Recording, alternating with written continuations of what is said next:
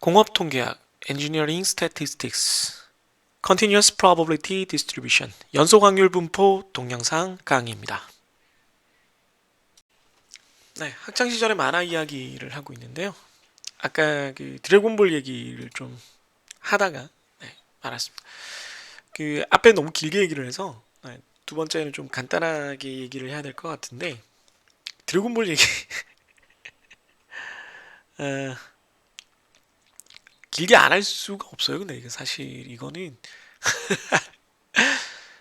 뭐 내가 옛날 사람이라서 그런 거지만 그 초반에는 그 앞에 동영상에서도 얘기했지만 이게 모험에 관련된 얘기거든요. 드래곤볼 레이더라는 거를 이제 이렇게 생겼어요. 이렇게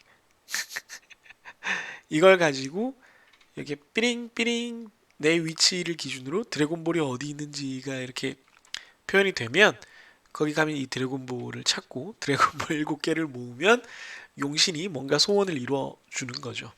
네.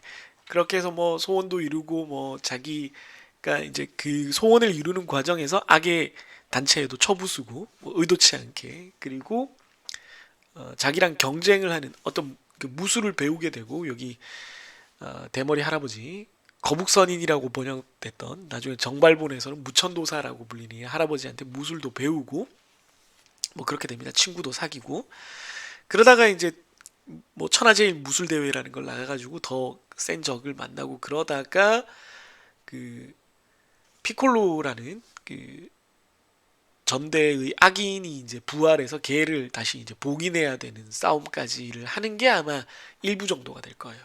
대략적으로 따졌을 때. 그래서 뭐 사실은 완결이 될 수 있는 스토리였는데 거기서 이제 갑자기 연장을 하면서 틀어집니다.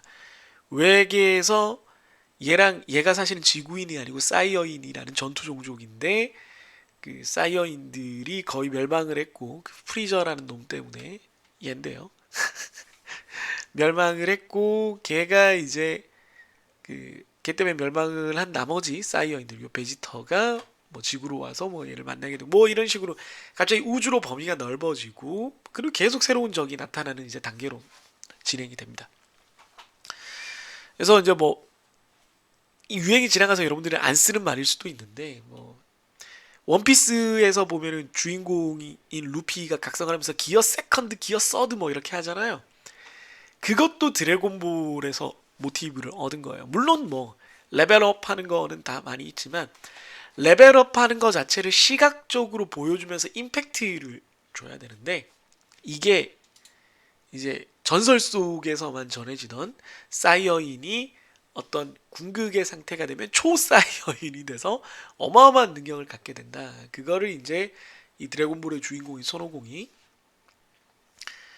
자기 친구가 이제 죽어가는 걸 보면서 프리저를 상대하다가 너무 분노하면서 저 갑자기 이제 초사이언이 우악 되죠.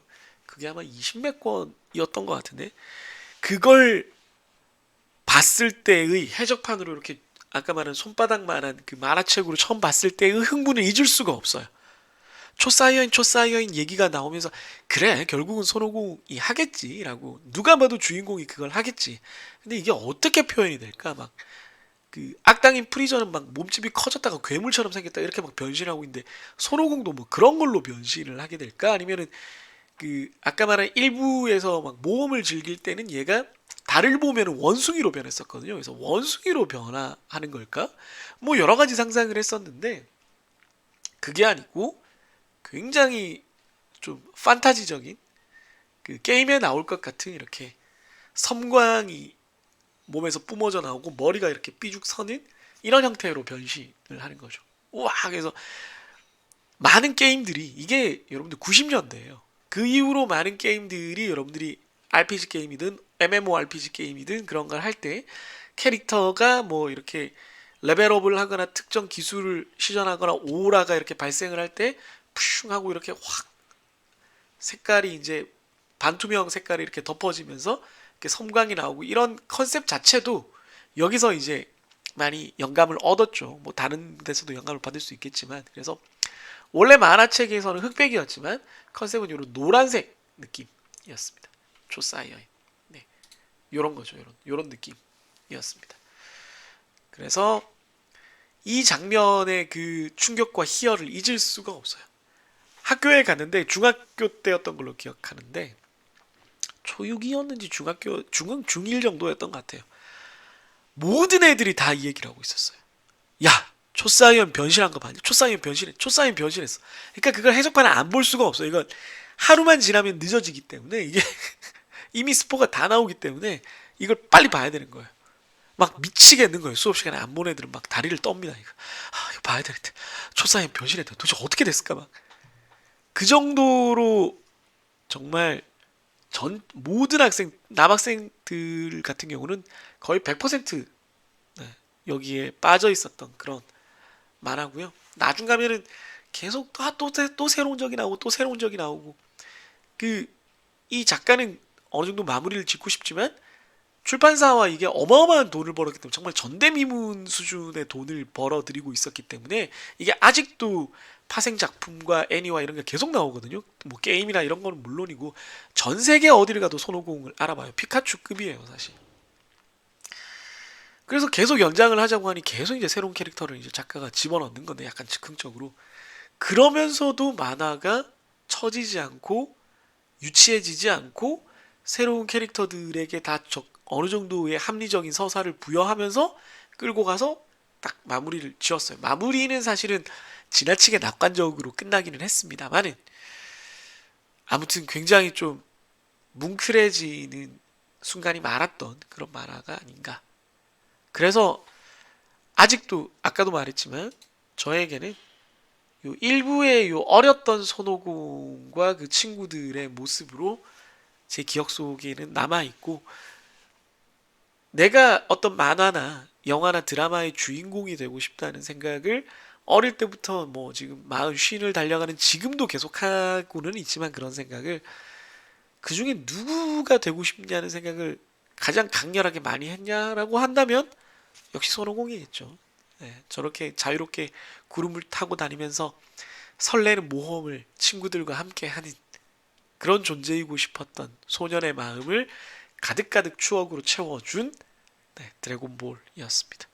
뭐 이건 기사는 이상하네요. 드래곤볼에서 배우는 기억.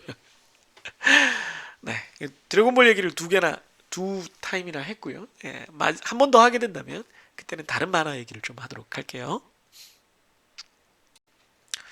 네, 감마 분포, 감마 디스트리뷰션입니다. 그 기하 분포와 음이양 분포의 관계랑 똑같아요. 그러니까 기하 분포가 음이양 분포랑 바뀔 때 얘는 한번 첫 번째 성공 혹은 첫 번째 사건이고 얘는 R번째 사건이었잖아요. 얘도 똑같습니다. 뭐 R번을 뭐 N번이라고 해도 되긴 한데 N 따로 있었으니까 이산에서는 얘는 앞에서 지수 분포의 간격에서 여기가 감마 분포의 누적 시간이 됩니다. 그러니까 아까 한 번 발생하는 그 시간이 지수 분포면 n번 발생하는 시간은 감마 분포가 됩니다. 감마 분포 자체는 감마 펑션 자체가 되게 복잡한 이걸 표시를 이게 그리스어 감마거든요. 네. 알파, 베타, 감마 이렇게 쓰고요. 대문자는 알파, 베타, 감마 이렇게 씁니다. 뭐 베타는 사실은 뭐 이렇게 써야 되지만 아무튼 그래서 알파, 베타, 감마의 그 감마입니다. C에 해당하죠. 그래서 감마, 알파, 베타라는 두 파라미터로 쓰는데 웃기죠? 알파, 베타, 감마를 다 쓰니까 나만 웃겨요? 함수 형태가 되게 복잡하고 여기에 되게 특이한 불연속 함수인 감마 펑션이 들어가요. 이거 인터넷에서 쳐보시면 감마 펑션이라고 있는데 이게 정수에 대해서는 팩토리얼로 정의가 되는데 정수가 아닌 영역에서는 불연속해요. 엉망입니다. 그래서 여기다 적는 게 의미가 없고요. 스몰 감마 펑션도 이제 누적 확률 함수에서 나오는데 얘도 복잡합니다. 그래서 여러분들이 이거 모르셔도 되고요. 그냥 요런 게 있다라고 하고 이 감마 함수를 우리가 실제로 계산하는 건 앞에서 지수 함수에서 그랬듯이 컴퓨터로 함수로 할 거다라고만 이해를 하셔도 되겠습니다. 그러면 감마 함수에 대해서는 뭘 알아야 되느냐? 지수함수에서 기대값과 분산을 알았던 것처럼 얘도 기대값과 분산이 기대값은 알파 베타의 곱, 분산은 알파는 그대로 두고 베타를 한 번 더 쓴 알파 베타 제곱 이런 형태로 나오는데 아까도 말했지만 한 번이 기한데 한 번이 지수인데 n번 반복된 거가 누적된 시간이 감마라고 했잖아요. 그러니까 뭐 길 때도 있고 짧을 때도 있고 1, 2, 3, 4 요게 각각이 지수 분포인데 여러 개가 모인 게 감마 분포가 되는 거잖아요. 그래서 지수 분포 하나가 익스포넨셜 람다를 따를 때 람다를 파라미터로 하는 걸 따를 때 그러니까 여러 개가 다 똑같은 지수 분포를 따를 때 그거를 IID라 그래요. 종종 나오는 표현이니까 여기다가 적어 놓을게요. 이거는 independent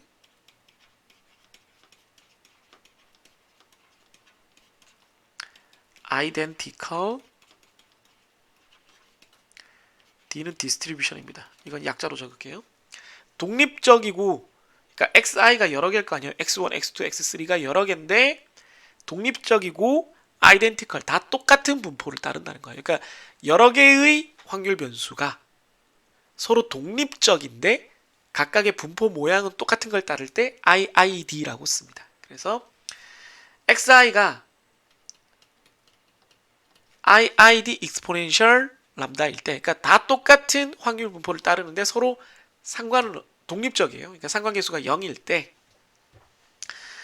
그것들을 다 합친 것 x는 얘들을 다 합친 것 그게 이제 방금 봤듯이 감마 분포가 되잖아요. 이 x의 분포가 감마 분포가 되니까 그거는 n 람다분의 1 이렇게 표현을 하면 감마 분포로 바로 전환이 된다라는 겁니다.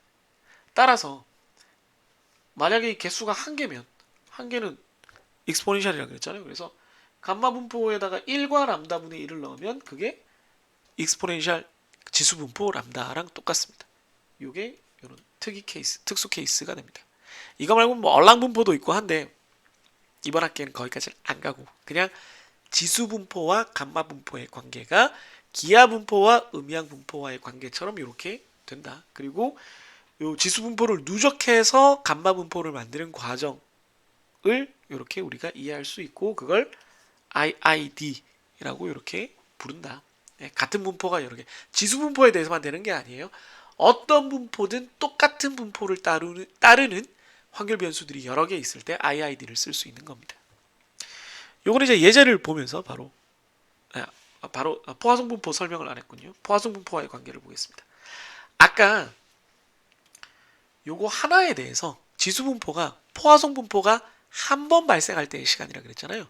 얘는 시간 x 동안 평균 람다 x만큼 발생하는 그러니까 시간 1 동안은 람다만큼 발생하잖아요. 포화성 분포가 단위 시간 동안 평균 람다게 발생하잖아요. 포화성 분포가 그런데 시간이 그러면 x배 늘어나면 단위 시간이 x배만큼 늘어나면 거기서는 평균 람다 x만큼 발생을 하겠죠.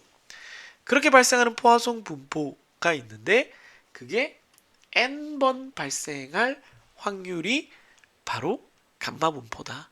그게 그 포화성 분포의 확률과 감마 분포가 요 시간 x 동안 n번 발생하는 게 시간 x 이상인 거랑 똑같다. 요 개념을 한번 예제를 통해서 비교를 해보도록 하겠습니다. 예제 6-3 감마 분포 어느 운동화 생산 공정에서 앞에서 본 겁니다. 불량 발생 시간은 평균 20시간의 지수 분포를 따른다. 네. 똑같죠. 람다분의 1이 20 람다는 20분의 1인 지수 분포입니다. 불량이 5번 발생하는데 드는 평균 시간과 한 달 200시간 동안 불량이 5건 이내로 발생할 확률을 구하시오. 자, 하나하나가 지수 분포가 익스포넨셜 람다인데 람다는 20분의 1이에요. 그래서 x를 요 5번 발생하는데 평균 시간이니까 5번이면 5개를 모아놓으면 IID 5개를 모아놓으면 위에서 본 요거를 이용을 하면 네, n은 5, 람다분의 1이니까 20. 5,20의 감마 분포를 따라요. 5번 분량이 발생한 시간을 다 합친 거는 5,20의 감마 분포를 따른다는 겁니다. 따라서 요 평균 시간 x는 여기 알파 곱하기 베타가 평균 시간이라 그랬잖아요. 네, 그럼 5 곱하기 20이니까 100시간이 되겠습니다. 그쵸? 평균 20시간이니까 그 5번 하면 되는 거죠. 뭐. 어려울 거 없죠. 그죠? 평균이니까 들쭉날쭉하겠지만 평균적으로는 다 20시간이 될 거 아니에요. 그래서 100시간이 5번이 발생할 평균 시간이 될 거고요.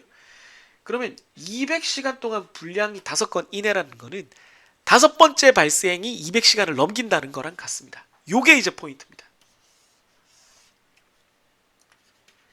200시간 동안 0에서 200시간 동안 5건 이내. 이건 뭔 얘기냐면 다섯 번째가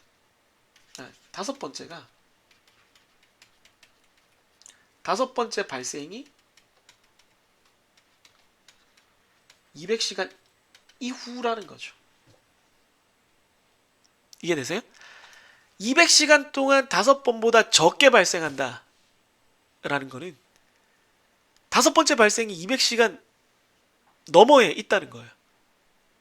똑같죠, 그죠? 이 두 개가 진짜 똑같다는 걸 한번 보여드리겠습니다. 어쨌든 감마 분포로는 200보다 크다라는 거니까 뭐 같거나 크다라도 상관없지만 200보다 작을 확률을 구해서 빼주면 되겠습니다. 같이 한번 시스 파일을 보도록 하죠.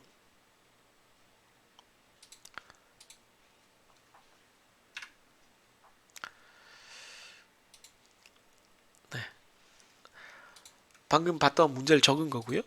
감마는 아까 봤던 것처럼 20분의 1입니다. 알파는 5고요. 5개 누적했으니까 베타는 20입니다. x가 200시간이에요. 그래서 fx 즉 요거는 x가 요거보다 작을 확률이죠. 그거는 구했더니 감마 디스트리뷰션으로 구할 수가 있습니다. 감마 디스트리뷰션으로 이렇게 구할 수 있어요. 알파, 베타, 누적 여부를 넣게 돼 있으니까요. 한번 해볼까요? 같이? 네. 지우고 한번 해보겠습니다. 감마까지 치면은 뭐 인버스도 나오고 하는데 인버스는 이제 우리가 퀀타임 분위수 구할 때 쓰는 거고요. 그냥 값은 감마 디스트리뷰션입니다. 우리가 구하는 건 200이고요. 200보다 작을 확률. 그 다음에 알파. 모르면 F1 눌러보면 되죠. 알파 넣으라고 했으니까 알파 넣으면 됩니다. 베타. 베타 넣으면 되고요. 누적할 겁니다. 누적 함수죠, 지금. 그랬더니 97.07%고요. 네, 2.93%가 되겠습니다. 1을 빼주면. 그런데 이거를 이제 아까 얘기했지만 이게 뭐냐면 이 200시간 동안 포화송 과정이 5번보다 작게 일어날 확률이거든요. 그러면 이 포화송 과정이 람다 x인 거라 그랬잖아요. 평균 지금 람다가 0.05, 그러니까 단위 시간당 0.05건이 발생하는 포화송 과정이에요. 그럼 200시간이면 단위 시간당 0.05가 발생하니까 200시간이면 이만큼 곱해야 되겠죠. 이 두 개 곱하면 이 200시간 동안에는 10번이 평균적으로 발생하는 포화송 과정인 거예요. 그죠? 근데 그 200시간 내에 5건보다 적게 발생을 해야 되는 겁니다. 5건보다 적게 발생을 해야 되니까 포화송으로 5보다 작아야 되니까 4가 되겠죠. 네. 포화송 디스트리뷰션 해서 4 넣고요. 평균 넣고요. 평균이 10이죠. 누적? 예스, 맞습니다. 넣으면 8. 그냥 포화송도 되는데 디스트리뷰션을 넣는 게 여러분들이 더 이해가 잘 될 테니까 똑같이 2.93% 나옵니다. 그러니까 방금 설명드렸던 것처럼 이걸 사건의 횟수가 4 이하다. 그러니까 5번은 200시간 넘어야 발생한다. 5번째는. 그거랑 5번이 발생한 시간이 200을 넘는다랑 두 개가 똑같다라는 거를 우리가 감마 분포와 포화송 분포의 확률값을 비교하면서 확인해 볼 수가 있는 거예요. 이해되시나요? 요거 좀 이해가 됐으면 좋겠습니다. 이거 진짜 중요한 거라 가지고 네, 요거 여러분들이 잘 이해하면 참 좋아요. 품질 관리랑 더 나아가서 신뢰성 공부할 때 이게 참 유용한 개념입니다. 뭐 그거 아니더라도 여러분들이 그 현장에서 뭔가를 이제 확률적으로 계산을 해야 현장 업무 현장에서 공장이 아니라 업무 현장에서 뭐든 간에 여러분들이 어떤 거를 확률적으로 계산해야 될 때 요 두 가지 시간 인터벌에 대한 개념과 횟수에 대한 개념을 서로 교환해서 생각할 수 있다는 것은 아주 중요한 개념이 되겠습니다. 꼭 이해하십시오. 네, 끌려고 했는데 생각해보니까 감마 분포가 여기 또 지오집으로 아예 또 있거든요. 지금 감마 분포가 5와 20입니다. 5와 20인 감마 분포거든요. 5와 20인 감마 분포에서 아까 200시간 이상이었으니까요. 네. 이렇게 해서 여기에 200을 하면 네, 이렇게 0.293이 딱 나온다는 거를 볼 수가 있죠. 그게 아니고 역시 또 포화송 분포로 보면 포화송 분포가 아까 람다 x가 10이었거든요. 그랬는데 x가 4 이하일 확률. 예, 똑같이 0.293이 나온다는 것을 우리가 이렇게 확인을 할 수가 있습니다. 그래서 포화성 과정으로 발생하는 개별 사건들 한 번의 발생 시간은 지수 분포, n번 반복하는 거의 발생 시간의 합은 감마 분포다. 그래서 이렇게 연결이 된다라는 것을 우리가 확인할 수가 있습니다. 드디어 우리들의 친구 정규 분포 normal distribution이 나왔네요. 정규 분포는 뭐 어디에나 쓰이는데 이게 뭐 정의랄 게 따로 없어요. 사실은 이게 노멀 분포, 이게 이때의 노멀은 평범하다의 노멀, 정상 비정상을 얘기하는 게 아니고 이게 놈이라는 게 어떤 규격에 맞아진다라는 뜻도 있거든요. 네. 그래서 사실은 우리가 일반적으로 조금만 딴 얘기를 하자면 정상 비정상을 얘기할 때의 그 정상과 비정상의 상태, 그때의 노멀과 업노멀은 뭐 분야에 따라서 또 얘기가 다르겠습니다만 우리가 그냥 다수 상태를 노멀로 그냥 보는 거예요. 정상이라고 보는 거고 비정상이라고 해서 그렇게 이상한 게 아니에요. 그런데 이제 뭐 좀 비하의 뜻을 그 사회적 맥락에서는 좀 담고 있기는 하죠. 당연히 안 쓰는 게 좋은 표현이긴 합니다만은 학문적으로는 사실 정상 비정상이라는 게 뭐 그렇게까지 뭐 어떤 가치를 담고 있는 표현은 아니다. 다만 여기서 정규 분포에서의 정상, 그 정상 비정상이랑도 관계가 없는 거고 어떤 놈, 우리가 규정화한 어떤 틀에 맞는 분포다라는 뜻으로 쓰인다라고 이해를 하면 좀 더 잘 와닿을 거예요. 이걸 그래서 벨 커브, 종 모양 커브라든가 가우시안 디스트리뷰션이라는 말로도 씁니다. 가우시안 디스트리뷰션은 말 그대로 수학자 가우스가 만든 거고요. 그래서 이건 대다수의 자료, 대다수의 우리가 뭐 인터벌 자료 혹은 레이쇼 비율 척도의 자료들을 아무 생각 없이 모으면은 큰 문제 없으면 보통 정규 분포를 따라요. 수가 많아지면. 근데 그래도 안 따르는 놈도 있겠죠. 우리가 지금까지 그럼 배운 건 다 뭐겠어요? 지수 분포를 따르는 놈도 있고 균등 분포를 따르는 놈도 있죠. 그게 복잡해져서 뭐 감마 분포는 뭐 그 파라미터에 따라서 모양도 좀 이것저것 바뀌는데 감마 분포를 따르고 뭐 베타 분포 뭐 분포 많아요. 그런 거 따르는 놈들이 있죠, 물론. 그런데 어느 분포를 따르건 지금부터 하는 얘기가 중요한데요. 요 다음 페이지랑 이어지는데 이 전체 데이터들 이걸 이제 모집단이라고 우리가 부르잖아요. 얘는 어느 분포를 따르는지 몰라도 상관없어요. 여기서 우리가 요만큼을 떼어내요. 요걸 우리가 샘플, 표본이라고 부르죠. 얘네들의 평균이 존재를 합니다. 얘를 또 떼내요. 그럼 또 평균이 존재합니다. 얘를 또 떼내요. 또 평균이 존재합니다. 그러면 이 전체의 데이터는 막 이렇게 생긴 분포를 따르고 있었을 수도 있는데 어쨌든 얘 전체의 평균은 여기가 있어요. 이 각각의 샘플의 평균들은 샘플에 따라서는 전체 평균은 이거지만 샘플에 따라서는 여기에 찍힐 수도 있고 여기에 찍힐 수도 있고 여기에 찍힐 수도 있잖아요. 걔들을 다 모아보면 이렇게 되는 정규 분포를 따릅니다. 그래서 표본 자료의 평균은 반드시 네, 정규 분포를 따라간다. 이게 다음 페이지에 나옵니다. 네, 중심극한 정리라고. 그래서 우리가 계속 제가 이제 정의를 쓰다가 정의가 필요 없는 곳에서는 혹은 정의가 있더라도 가능하면 산업공학에서 특히 이제 통계를 가장 직접적으로 먼저 쓰는 이제 우리 품질 관리 파트에서 이게 어떻게 연관되는가를 설명하기 위한 표현들을 쓰는데 여기는 우리가 제품을 다 검사할 수 없기 때문에 표본 샘플링 검사를 한단 말이에요. 표본 샘플링 검사를 할 때 그 샘플들의 평균은 이제 n으로 나눈 거고 안 나누면 그냥 누적한 값이죠. 합 혹은 평균은 무조건 정규 분포를 따른다 라고 이해를 하면 되겠습니다. 이해됐나요? 그렇게 쓰이는 거고요. 그냥 정규 분포는 뭐 이렇게 생겼고 누적 함수는 더 복잡해서 안 적겠습니다. 이 함수도 제가 학교 다닐 때는 제가 대학교 고등학교 때도 뭐 배우긴 하죠. 외웠어요. 이거 뭐 외워서 계산기 두드려야 됐었기 때문에 루트 2파이 시그마분의 1 이 익스포넨셜 마이너스 2분의 1 가로 열고 2분의 x 마이너스 뮤의 가로 닫고 시그마 제곱이죠. 네. 아무튼 뭐 이렇게 외웠었는데 지금은 다 필요 없고요.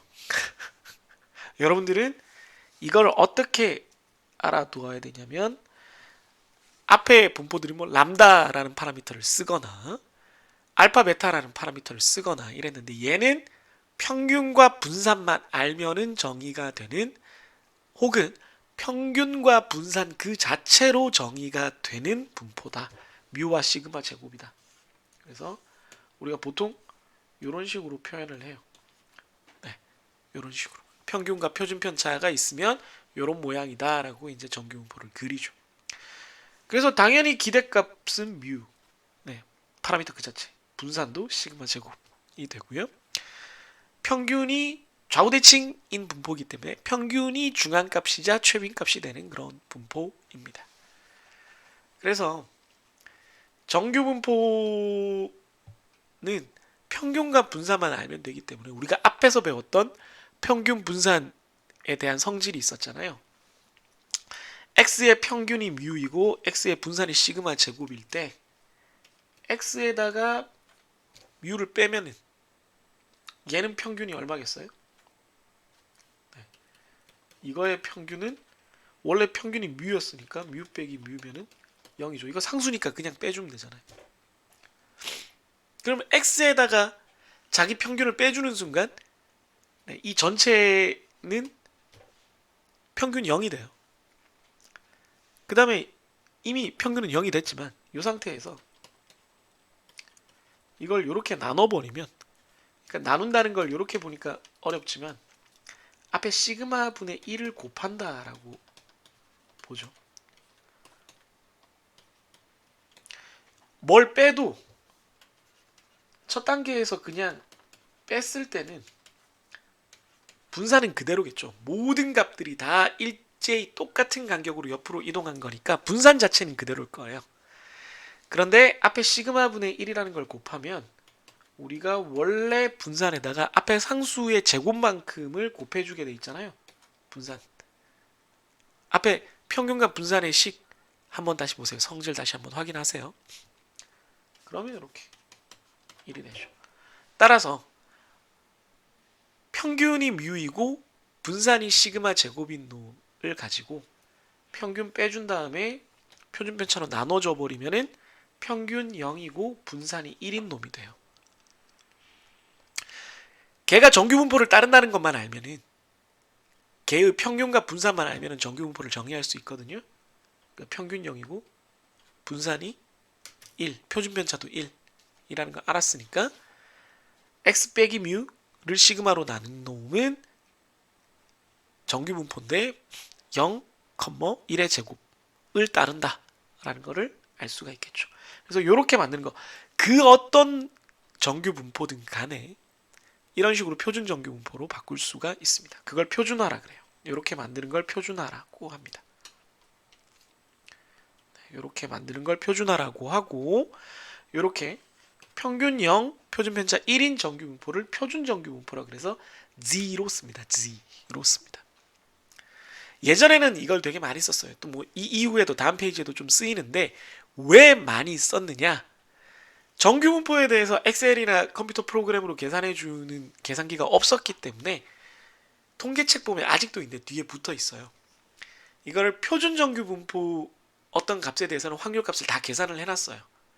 그러면 모든 종류의 정규 분포 평균과 분산의 종류가 무한히 가질 수가 있을 거 아니에요. 그거에 대해서 다 계산해 놓을 수 없지만 표준 정규 분포 하나에 대해서는 확률 값을 계산해 놨으니까 원래 계산해야 되는 정규 분포의 식을 표준화 시켜서 그걸 가지고 계산을 했었습니다.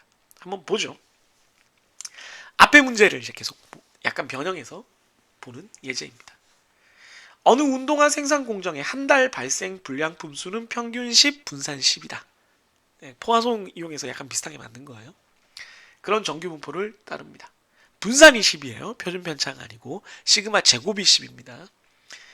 이번 달 불량이 15건 이상 발생할 확률은 얼마인가?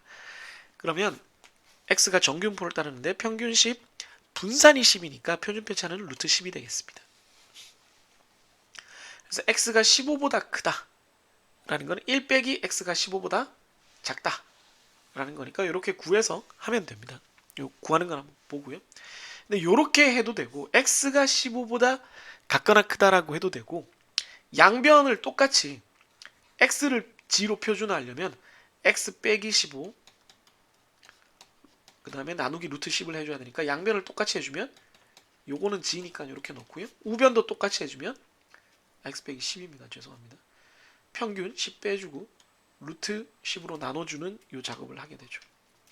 그럼 요거 계산해보면 g가 1.581보다 크다 인데 이것도 똑같이 1 빼기 g가 1.581보다 작은 확률을 구하면 되는데 g가 1.581까지는 안 나와도 1.58보다 작은 확률은 표로 이렇게 주어져 있어요.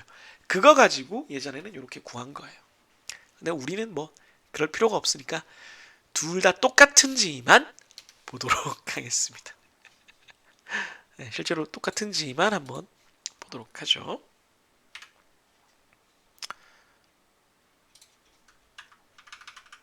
화면 전환을 안 했군요.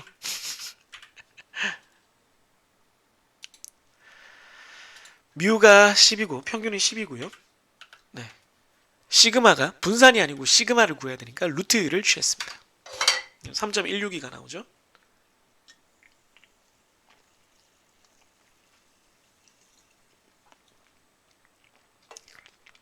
네. 그러면 지금 x가 15니까 15보다 큰 확률을 구하려면 그냥 1 빼기 1 빼기 정규 분포 하면 돼요. 정규 분포의 함수는 NORM DIST입니다. 같이 한번 천천히 해보도록 하겠습니다. 1 빼기 NORM DIST 하면은 x 넣으면 되고요. 평균 10 그 다음에 표준 편차 3.162 누적할 거고요. 이렇게 되죠. 5.69%가 나오네요. 그죠? 이거를 표준화를 하기 위해서 이 15 값에다가 평균을 빼고 표준 편차 3.162로 나눠주겠습니다. 이거 왜 이래? 왜 갑자기 말을 안 듣죠? 뭐가 불만인 거지? 이렇게 3.162로 나눠줬더니 1.581이 돼요.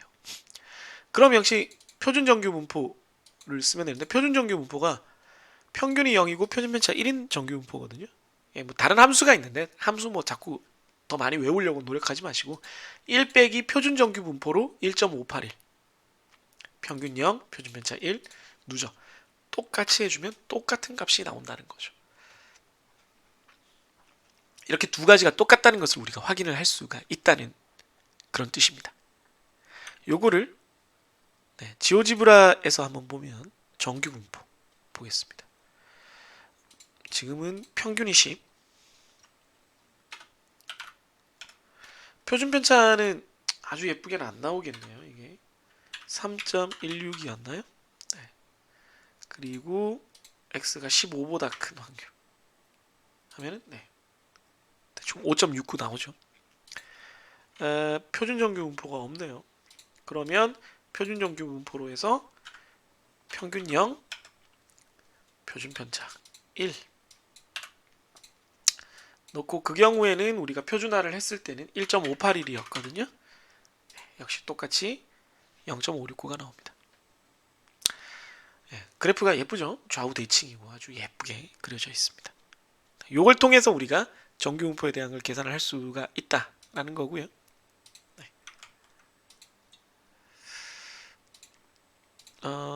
두 번째, 예제 아랫부분 보면 위 생산 공정에서 가장 품질 관리가 잘 된 상위 5% 수준, 그러니까 뭐 가장 잘 된 5%니까요. 그러니까 분량이 제일 낮은 5%에 해당하는 다른 분량이 몇 건 정도 발생했는가 하는 거니까, 이걸 그림을 항상 그려보고 생각을 하시면 돼요. 지금 공간이 너무 부족해서 그러니까 이 위에 이 그림을 보도록 하겠습니다. 이 그림을 보면 지금 여기 평균이 10건, 이게 3.162거든요. 네. 가장 품질 관리가 잘 됐다는 얘기는 분량이 적은 거죠. 분량이 적은 거니까 가장 잘 된 5% 수준이라는 얘기는 여기가 5%라는 겁니다. 이 어떤 분위수를 우리가 정했을 때 이 Q보다 작을 확률이 5%라는 거예요.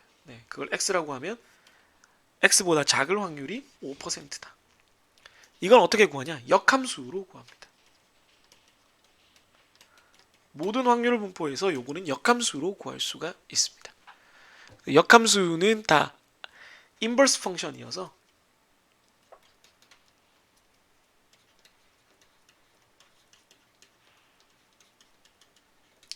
IMV라는 이름 붙어 있어요. 이게 무슨 얘기냐면 fx가 지금 요 식이 fx잖아요. 이게 0.05인 거거든요.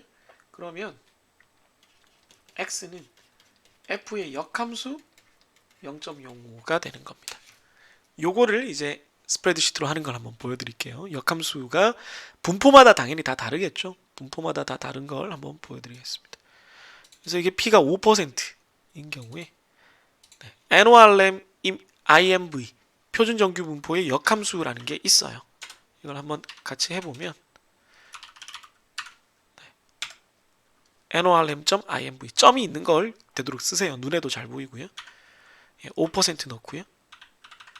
평균 10이고 표준 편차 3.162 넣으면 4.799. 그러니까 그달은 분량이 4.8개 정도 발생을 한 건데, 만약에 진짜 딱 그달에는 몇 개가 발생해야 5% 안에 들겠는가 하면은 4.8개라는 건 발생 안 하니까 4개라고 해야 되겠죠. 4개가 되면 5% 훌쩍 안쪽이 되겠습니다. 뭐 이걸로 역함수는 못 구하지만 한번 보면은 이건 검정만 되는 거라서 아까처럼 여기를 15로 놓고 3.162를 하면 이렇게 했을 때 4.8 정도 하면은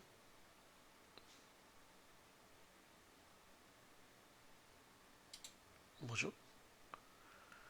평균이 10이죠. 죄송합니다. 4.8 정도 하면 딱 5% 나오죠.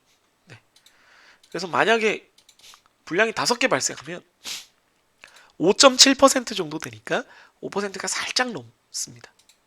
그러지 말고, 그러면 5% 안에 확실히 드는 분량 개수는 얼마냐? 이번 달 분량이 4개 발생하면 그거는 2.9%에 해당을 하니까 상위 3% 안에 드는, 상위 5% 안에 들라고 했으니까 상위 5% 안에 드는 분량 개수는 4개부터다. 4개, 3개, 2개, 1개, 0개의 분량 개수가 이번 달에 발생했다면 상위 5% 안에 드는 훌륭한 한 달이었다. 이렇게 얘기를 할 수가 있겠습니다.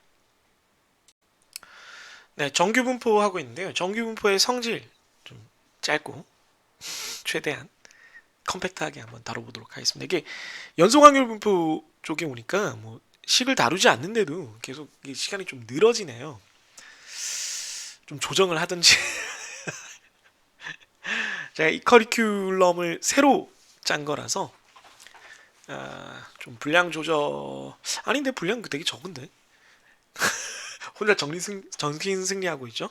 아닌데 쉬운데 할만한데 너네가 못하는 건데 기싸움 하죠. 잘 못 가르쳐 놓고 네, 기말고사로 기싸움 하는 거죠. 아닌데 너네 풀 수 있는데.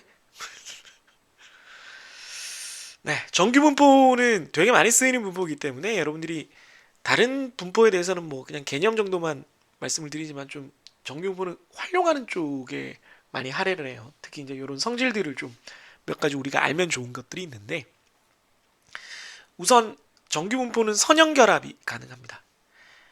x는 x의 평균과 분산을 따르는 어떤 정규 분포, y는 y만의 평균과 분산을 따르는 정규 분포를 각각 따르고 있고 서로 독립이라고 해보죠. 이게 독립이란 뜻입니다. 그랬을 때 x에다가 뭐 a배 하고 b에다가 y배 했을 때 요 둘의 공분산이 없기 때문에 공분산은 없고요. 그냥 분산이 a제곱, 그러니까 a 붙었으니까 a제곱 x의 분산, b제곱 y의 분산. 평균은 a x 평균, b y 평균 더한 거. 이렇게 쭉 선형 결합이 가능합니다. 서로 독립인 놈들에 대해서는 그냥 덧셈하듯이 쭉 더하면 돼요. 평균은 평균끼리, 분산은 분산끼리. 앞에 뭐 배수가 곱해져 있으면 평균은 그 배수하면 되고 분산은 제곱 곱해서 배수해주면 되고 이 뜻입니다. 이거는 뭐 우리가 평균과 분산의 성질 알았던 거랑 비슷해요.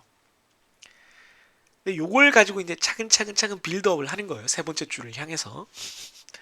두 번째, 아까 말한 IID 독립항등분포 Independent Identical Distribution인 XI들이 여러 개가 모여 있어요. 다 똑같은 정규 분포를 따르고 있어요. 다 평균도 똑같고 다 분산도 똑같은 정규 분포를 따르는 애들이 n개가 모여 있으면 n개를 다 합한 다음에 n분의 1로 나눠주면 평균이 되겠죠? 그러면 얘네들 합의 평균을 우선 생각을 하면 평균의 합이니까 합만 따지면 평균에다가 이렇게 돼야 될 거고 아까도 말했지만은 이 분산들이 어떻게 됩니까? 이렇게 되죠. 원래. 네. 그런데 지금 n분의 1이 다 곱해져 버렸잖아요.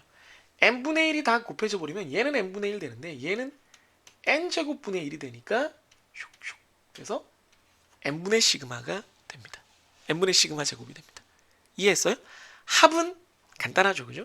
다시 한번 뭐 길게 적을 게 없는데 사실 그냥 합을 하면 평균과 분산에 대해서 그냥 합을 하면 x와 y가 그냥 선형적으로 더해지듯이 x1과 x2 더하고 또 더하고 또 더하고 해서 그냥 n개가 다 더해진 거가 돼요.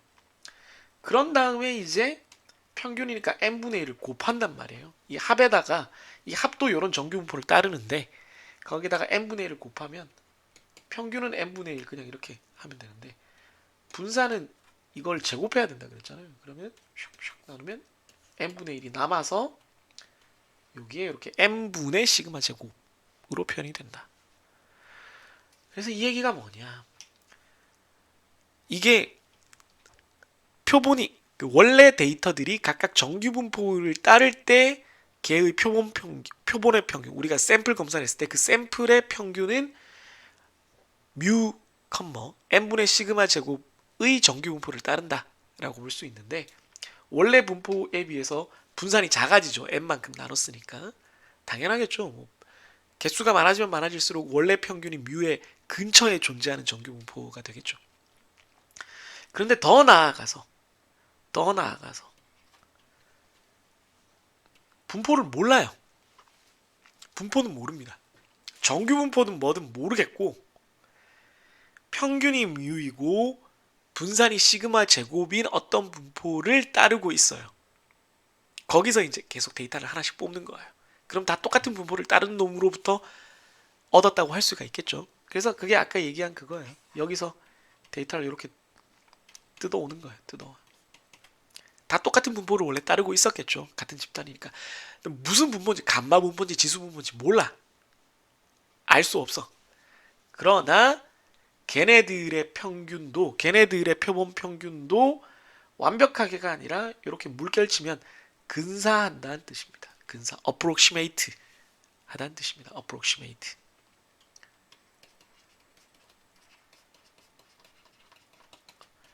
수학적으로 근사한다는 건 대충이 아니라 특정 조건이 만족할 때 확률적으로 반드시 그 값으로 수렴을 한다라는 뜻이에요.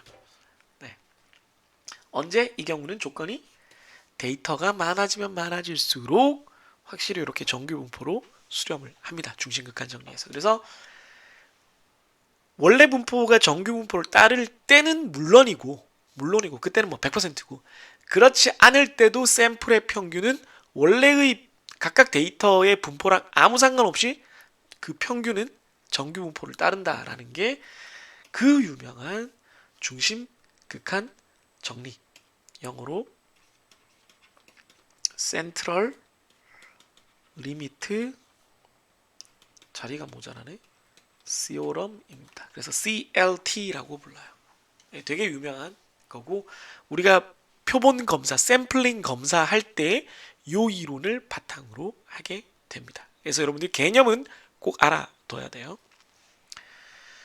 다음, 우리가 앞에서 이산확률 분포에서 이산확률 분포를 설명을 할 때 이항 분포와 포화송 분포와 초기화 분포가 다 비슷비슷한 놈이고 결국은 다 정규 분포로 근사가 된다라고 했는데, 초기화 분포는 사실은 그 전에 이항 분포로 먼저 근사가 되는 거니까 사실은 개수가 충분하면, 그럼 초기화 분포랑 이항 분포를 한 덩어리로 봤을 때 이항 분포랑 포화송 분포가 둘 다 정규 분포로 근사하거든요. 그러면 이항 분포부터 보죠. 어떤 확률 변수가 이항 분포 MP를 따른다라고 했을 때 얘가 샘플 크기가 역시 충분해지면, 뭐 사실은 뭐 P가 뭐 엄청나게 극단적이지 않으면 뭐 이런 표현도 들어가는데, 그랬을 때 평균은 당연히 MP일 거고요. 그렇잖아요. 이항 분포의 평균이 MP니까. 그리고 이항 분포의 분산이 MP 곱하기 1-P거든요. MP 1-P를 분산으로 하는 정규 분포에 근사합니다. 그러니까 원래의 평균 분산을 그대로 써요. 정규 분포로만 바꾸는 겁니다. 그럼 포화송 분포는 어떻게 되냐? 포화송 분포 람다를 따르는 놈에서 람다가 충분히 커지면 이 포화송 분포는 정규 분포로 근사를 하는데, 평균도 람다, 분산도 람다니까 그대로 써주면 됩니다. 역시 그대로 근사를 한다라고 볼 수가 있겠습니다. 이거 뭐 이상한 게 있는데 이거는 지우도록 할게요. 이거 뭐지? 스프레드시트에서 잘못 복사를 한 것 같은데, 어느 운동화 생산 공정에서 제품의 불량률은 0.5%이다. 네, P겠죠, P. 불량률 P. 2,000개를 생산할 때 불량이 15개보다 많을 확률은 얼마인가? 이항 분포와 정규 분포 근사로 구해서 비교하시오. 근데 이항 분포는 개수가 얘를 포함할 거냐 말 거냐 때문에 조금 어긋나는 게 있어요. 그래서 그거를 조금 이해를 하긴 해야 됩니다. 일단 한번 보도록 하죠. 바이노미얼 같으면 이제 2000에 0.05를 따를 겁니다. 그러면 x가 15보다 클 확률, 15보다 많을 확률이니까 15까지의 누적을 1에서 빼주면 되죠. 그게 4.83이고요. 이걸 정규분포 근사를 하면 이 두 개를 곱하면은 2000 곱하기 0.05니까 두 개 날리 하면은 날리면 0.5% 죄송합니다. 이거 오타네요. 0.005죠. 네, 0.005입니다. 0.5%니까 그러면 네, 3개 날리면 5랑 2랑 곱하니까 평균이 10이고요.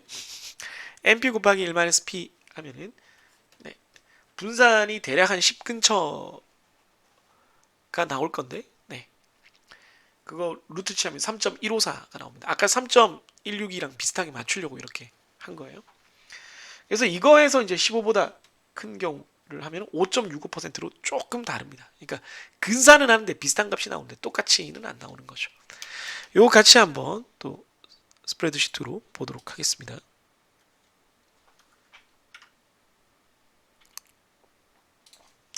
정규 분포의 성질이고요.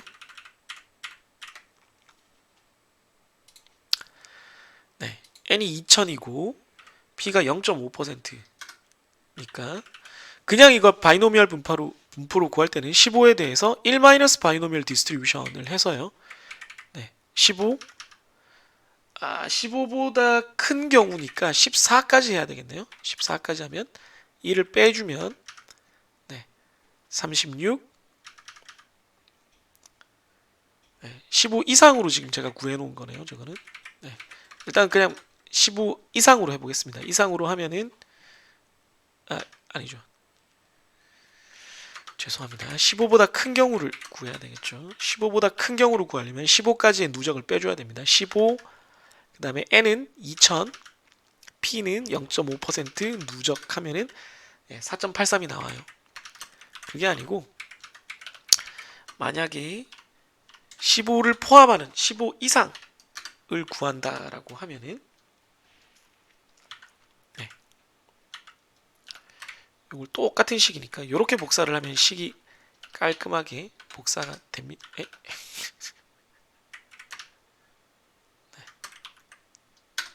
똑같은데 이제 여기다가 1을 빼면 되죠. 그럼 14까지 누적을 한 다음에 빼니까 15 이상이 됩니다. 15 이상은 8.29%가 돼요. 좀 다르죠. 네. 자, 그런 다음에 평균이 10이고요. 네, 요 두 개 곱하면 분산은 n 곱하기 p 곱하기 1-p예요. 그럼 거의 1이랑 같아서 이게 10 근처가 돼요. 9.95가 됩니다. 9.9. 그걸 루트 sqrt로 루트를 씌웠더니 3.154가 되겠습니다. x가 15니까 이거는 뭐 등호든 아니든 상관은 없습니다. 1 빼기 정규 분포의 15 평균 10 표준 편차 3.154 누적 yes 하면 5.65%. 그래서 조금 다른 걸 볼 수가 있습니다. 그럼 한번 해보겠습니다. 정규 분포에서 지금 평균 10 표준 편차 3.154 라고 해서 x가 큰 거죠. 뭐보다 크냐면은 15보다 큰 경우입니다. 5.65% 딱 나오죠. 그런데 분포를 이항 분포로 하면 2000이 되나? 2000 되네요. 2000에 0.005를 하면은 얼마를 해야 되느냐 하면은 지금 15 이상을 하고 싶은 거죠. 15보다 같거나 클 때는 8.29%고요. 네. 범위를 좀 줄일 수 없나? 잘 안 줄어드네요. 15가 아니라 16부터 하면 아까 말한 대로 4.83%가 나옵니다. 이게 여기 계속 있기 때문에 이제 이렇게 표현을 한 건데 좀 뒷부분은 사실상 계산도 안 되는데 좀 그림을 줄였으면 좋겠는데 그런 기능이 없네요. 이게 아무튼 이렇게 이항분포와 이항분포의 근사로서 계산을 해봤습니다. 네, 동영상이 좀 길어졌는데요. 이게 계속 말하지만은 여러분들이 개념을 익히는 설명을 하는 부분은 그 앞 챕터들이랑 비슷해요, 길이가. 그런데 이게 어쩔 수 없이 이제 계산을 해야 되다 보니까 계산 예제를 여러분들이 손으로 계산하게 하면은 사실은 이 연속 확률 분포만 가지고도 한 2, 3주 해야 돼요.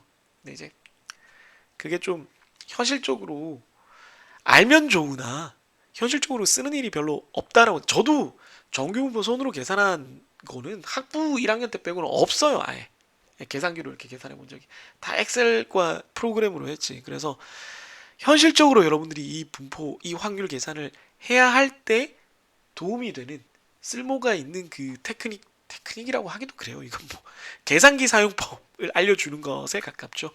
그것을 제일 많이 쓰는 엑셀, 즉 스프레드시트와 그다음에 바로 시각적으로 같이 볼 수 있는 지오지브라를 통해서 이제 우리가 보기 위해 이렇게 한번 해봤습니다. 도움이 됐기를 바라고요. 그러면 다음 동영상에서 또 만나도록 하겠습니다. 잠시만 기다리세요.